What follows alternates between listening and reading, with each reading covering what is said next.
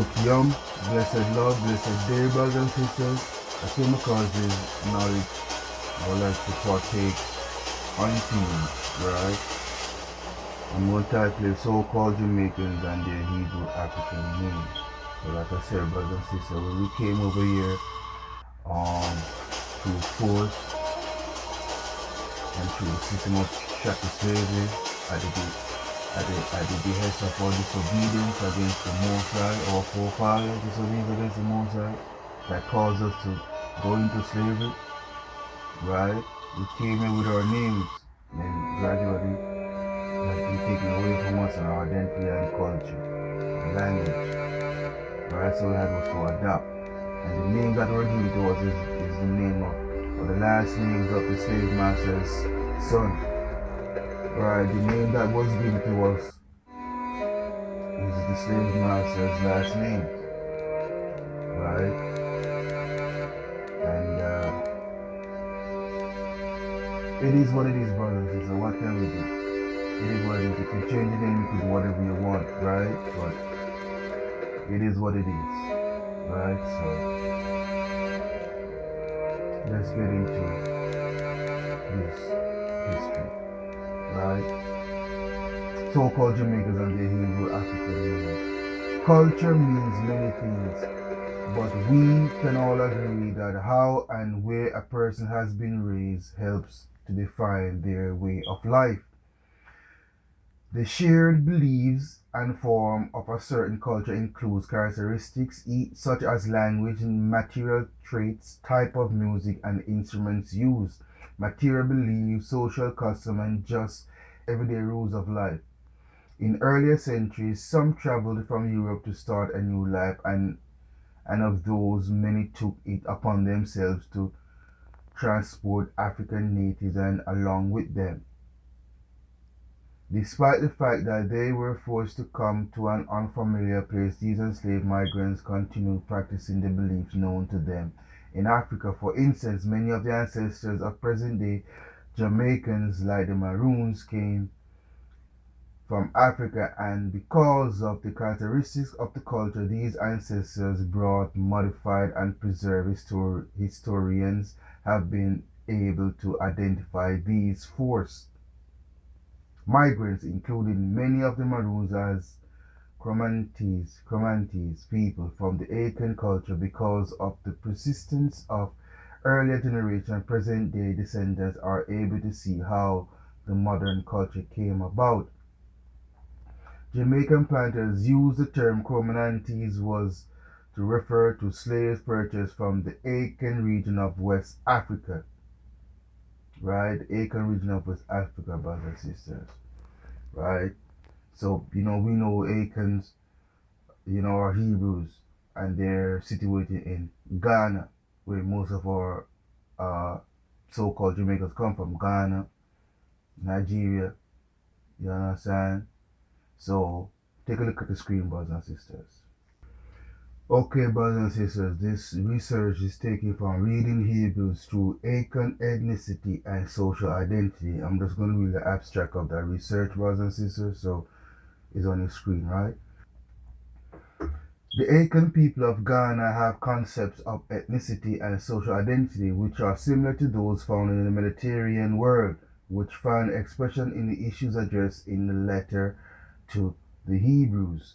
This similarity makes the reading of Hebrews in light of Akan ethnicity and social identity possible, giving one the expected meaning from the perspective of those concepts as within the original context of the audience. This article therefore discusses some theories on ethnicity and social identity, as well as the Akan people of Ghana and their concept of ethnicity and social identity. It further explains the social context of the letter of Hebrews, against which Hebrews is then read in light of Akan ethnicity and social identity. The focus of this reading is on how the ethnic identity of the readers presented in Hebrews enhances the social identity of the readers and provides the means by which the authors appeal to his readers to their faithfulness to Elohim becomes meaningful and urgent. You see, brothers and sisters. So we had that identity and that connection, brothers and sisters, before the transatlantic Arab slave trade took place. Right? Right, brothers and sisters? Right? So Jamaican planters use the term Cromananti was to refer to slaves purchased from the Akan region of West Africa, presently known as Ghana. In the earliest years of the British settlement, the Cromanantes were the most stubborn and yet the most respected. Many of them were experienced with military methods because of the fighting and wars they encountered in Africa. They were a very proud and disciplined group. The British felt these characteristics would make them good slaves. Comanantes' pride and discipline might make them want to do their work to the best of their ability. Slave owners often put them in charge of certain section of a plantation to make sure the others were working properly. But the Comanantes, who came from a natural environment very similar to that of Jamaica, were also able to rebel against slavery and run to the mountains of St. Anne, Clarendon, and St. Elizabeth, the original homes of the Jamaican Maroons. While the planters feared to pursue the runaways into the hills, the Comanantes used the mountains and their own disciplined way of life as an advantage. In the mountains, they developed their own way of life by incorporating the various cultures with those of the other runaway slaves who made up the diverse Maroons. Right? In fact, among the Maroons and among the people brought to Jamaica as slaves in general, Akan culture influences predominated. One of the characteristics most useful in pinpointing a group origin in their language. This is very important when speaking of the Maroons because many of the slaves did not speak the same language as other slaves that joined them throughout the years. Many of the slaves brought over came from different parts of Africa and therefore were unable to communicate by verbal means with other slaves. Instead, they often used body language to communicate, in particular hand gestures and various physical actions as the time passed on. Right? Sign language. We're the first, black people the first developed sign language. Right? And that same system is used today for disabled, those who cannot speak, right? Sign language. Right? Right? Many of the slaves brought over came from different parts of Africa and therefore were unable to communicate by verbal means with other slaves. Instead, they often used body language to communicate, in particular hand gestures and various physical actions. As time passed on, verbal communication improved among the slaves because they learned to communicate using their own language. They invented using variation of their previous language, right? Hebraic language and that of the people who owned them. According to an author of that time, Brian Edwards, they Maroons are in general ignorant of our language. He said that their language was a mix between the African dialect, right? They're talking about African dialect, Spanish, and broken English. So the African dialect ensued with Hebrew language, right? Go figure. Right, brothers and sisters? While the Maroon language was not uniformly a product of Akan origin, while the Maroons language was not uniformly a product of Akan origin, we can find extensive Akan influence on the Maroons and Jamaicans of African origin, generally by looking at naming patterns. These patterns can reveal the extent to which concept of family lineage and kinship were retained beyond the Atlantic crossing.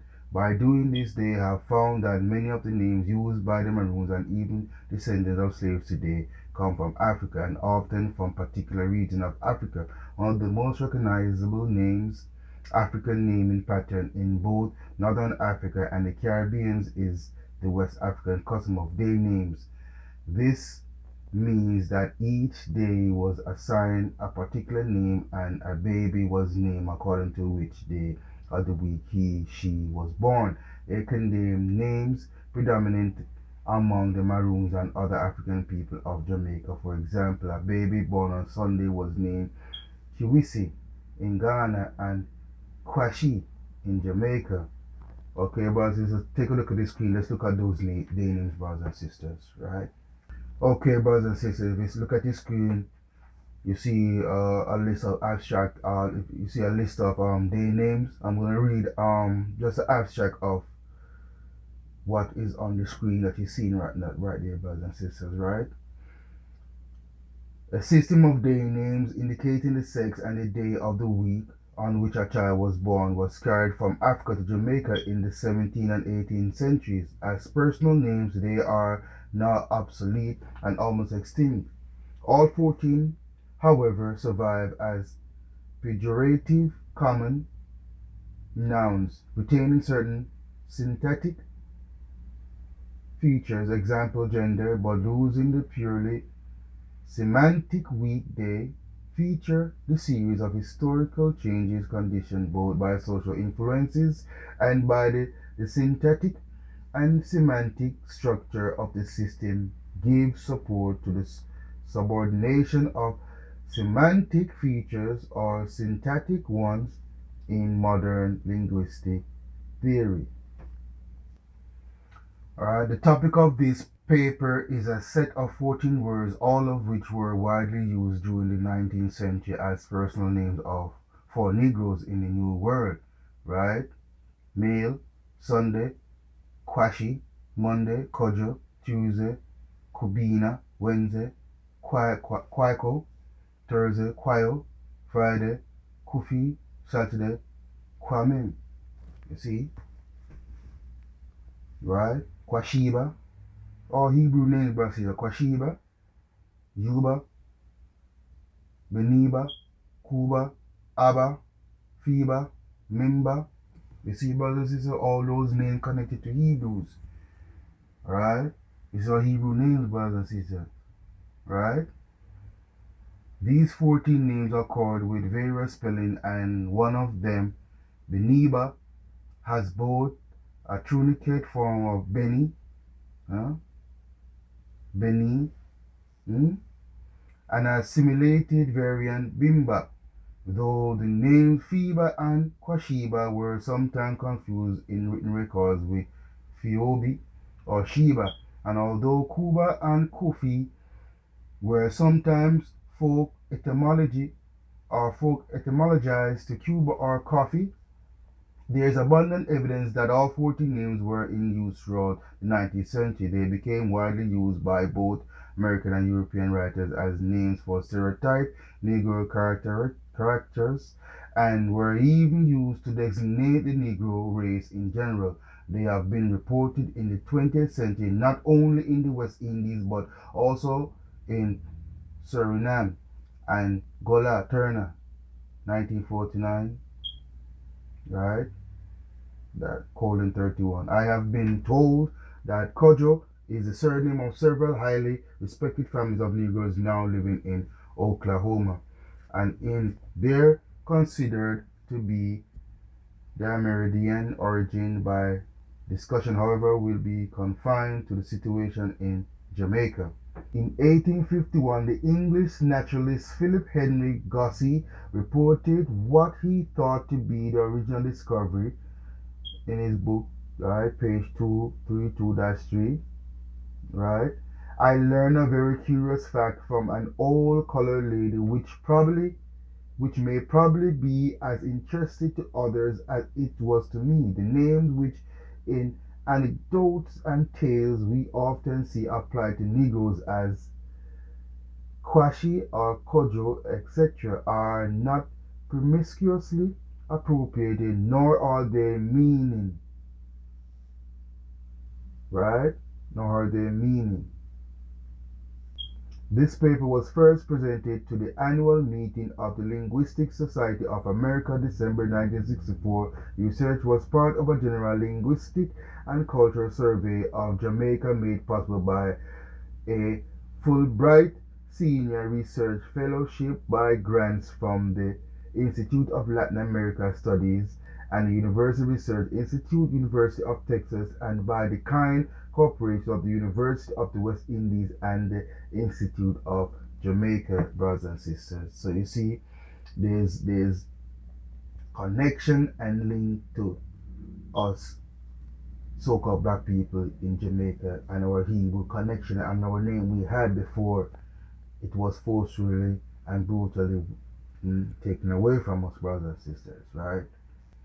According to the book Language in Exile, these names often carry specific connotations to them. Both male and female names for each day had a different meaning. For instance, the Monday day name Kojo means strong-headed, and the female version means clever. Also, the Friday male day name Kofi or Coffee means hot-tempered, while the female Friday day names Fiba means gentle and mild. Other links between the culture of the Jamaicans and their African forebears include their music and instruments used in the article. Take a look at the screen, you see that instrument, brothers and sisters, right? In the article African Music in the 17th Century Jamaica, Richard Rath explains how an English physician, Hans Sloane, of the Royal Society discovered that the music played and instruments used by the slaves of Jamaica were similar to the sounds of African music. He attended a festival held by slaves and found that the music and instruments were unfamiliar to the Europeans and that it sounded like African music. He took a sketch of the instrument they used and found that the way they were made in the same way the Africans made their instrument. Among these were included the Central African lute, but also the 8-string harp and Cromanante instrument. So the 8-string harp, that's King David harp, brothers and sisters. I'm telling you, the connection is there. Will you see it? Will you open your eyes? Will you come back to these laws, commandments, and statutes, brothers and sisters? Right? Instruments were often found with Fiber Lund, the Gold Coast style, the style of the dance, including style of movements done by the Jamaicans, were also very similar to that of the Cromanante. Another similar between the Jamaican and the Akan included what Edwards called the prevalence of obia, which is a sort of witchcraft now often called obia. It was called obi, right? That was the original name, and then as time go by, it's called obia. Edwards argued that like all nations of Africa, the Jamaican Maroons believed that the older men were wizards or obia men. These obia men were extremely intelligent and would use special herbs and medication to perform weird acts. For example, they would pretend to rise someone from the dead by giving them something to slow their heart down, causing people to believe they were dead, and then the obia men would pretend to resurrect the corpse. This is one of the reasons the Maroons, the most independent and rebellious blacks in Jamaica, tended to come from the Cromanante, one of the most prized group of slaves in Jamaica. They used obia to make others, including planters, believe they had power. Maroon culture mostly originated from beliefs and ways of the Africans, especially the Cromanantes from the Akan region. Because of this, historians have been able to trace there many of the ancestors of the people of the New World actually originated. This allows descendants of these slaves and the Maroons to learn more about their heritage and also why their culture may be different, but at the same time were similar to the culture of people of the Akan region of Ghana. Okay, brothers and sisters, take a look at the screen, right? This is our old ship manifest list, right? Slave ship manifest list, right, brothers and sisters? Right? List of ships employed in the trade to Africa from the port of Bristol in the year 1749, right? Off the Gold Coast, on the Gold Coast, right? You have Triton, you have Antelope, Juno, Alexander, right? Volunteer, Molly, Jamaica Pocket, right? And many more, brothers and sisters, right? Cornwall, Sylvia, Sabella, right? Brightmore or Prightimore, Polly. You see what I mean, brothers and sisters? And see the members of slaves that they take from the Gold Coast, right? 450, and the value of the ship cargoes 10,000, right? 235,000, 250, 5,700, right, brothers and sisters, from the ship of Alexander, 450, the value 8,500, right? 5,600, 320, and it goes on and on and on, brothers and sisters. You see it on your screen. And then for the Bride of Benin, we already know Benin is a kingdom of Hebrews, brothers and sisters. Bonnie and Calabar. Calabar is a Hebrew name also. And we have a school in Jamaica called Calabar High School. You see? And see what they take, brothers and sisters. The planters, right? Indian prince, right? Indian, Indian mean black prince, right? John and Martha, King David, Matilda, Greyhound, Charming Betty, Africa, right, brothers and sisters? Brothers and sisters, you can use the zoom features on your phone if you're viewing on your phone so you could see a bit larger, alright? Right, brothers and sisters, here's another list, right? It says to the head of the castle, 40 chief and other stock.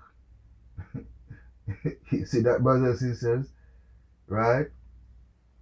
So this is a list that they have, the list of names, right? Right, brothers and sisters? 40 chiefs and other stocks, right? Other stock Negroes, man, right? Caroline, right? So look at the name, brothers and sisters.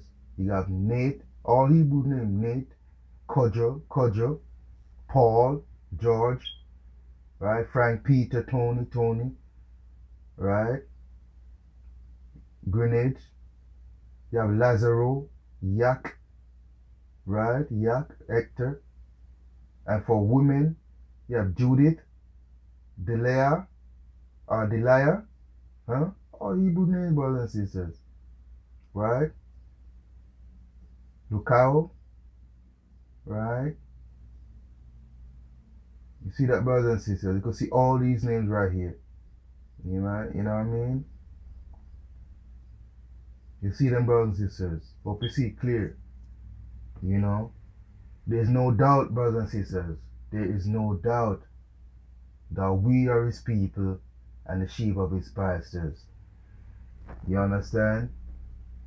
We are royal, special people, brothers and sisters. We are royal, special people who must come after his laws, commandments, and statutes. Everything is pointing to that, brothers and sisters. You cannot deny it. But those who deny the truth are depraved and wicked anyways. And this is a strong delusional spirit that the Most High will send and cause you to believe a lie for the truth because you have rejected the truth from the beginning, brothers and sisters. Right, brothers and sisters?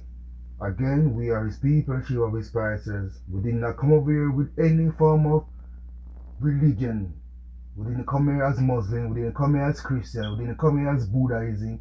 We didn't come here with none of those things, brothers and sisters. We came here with our name, our identity, and we know who we are as a people, and we know which God we serve. You understand, brothers and sisters? We had our own constitution, which is the commandments and the word of the Most High, which is in the scriptures. So I encourage you to come back to these laws, commandments, and statutes, keep them as a people, because the Most High deal with us as a people.